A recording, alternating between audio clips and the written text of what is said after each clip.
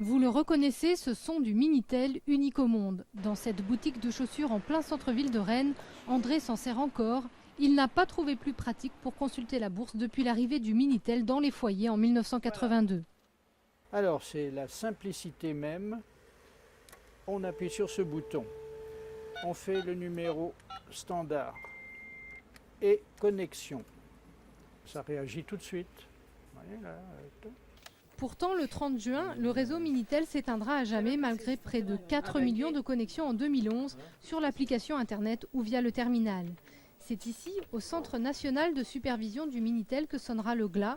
Jean-Pierre, technicien depuis 30 ans sur le réseau, sera là pour le débranchement. Il salue la robustesse du petit frère de l'ordinateur. Le terminal Minitel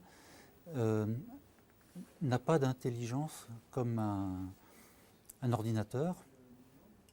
Et c'est ce qui fait la fiabilité du terminal. Simple, fiable et surtout révolutionnaire à l'époque où l'informatique n'existe pas chez les particuliers, France Télécom introduit l'écran clavier dans les foyers. Le célèbre annuaire, la presse en ligne, les petites annonces, le Minitel Rose, jusqu'à 25 000 applications dans les années 90. Il y a une époque où il n'y avait pas d'ordinateur domestique. Un ordinateur, ce qu'on appelait un mini-ordinateur, ça tenait, disons, la moitié d'une salle à manger.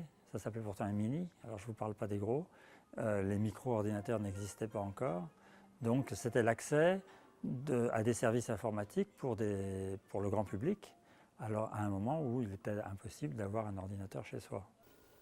La mise au point du Minitel, qui ne dépassera jamais nos frontières, aura tout de même permis d'inventer la compression JPEG, format photo de référence aujourd'hui dans le monde entier. Pour ceux qui n'auraient pas une âme de collectionneur, il est désormais possible de rapporter le petit cube en plastique dans n'importe quelle boutique Orange.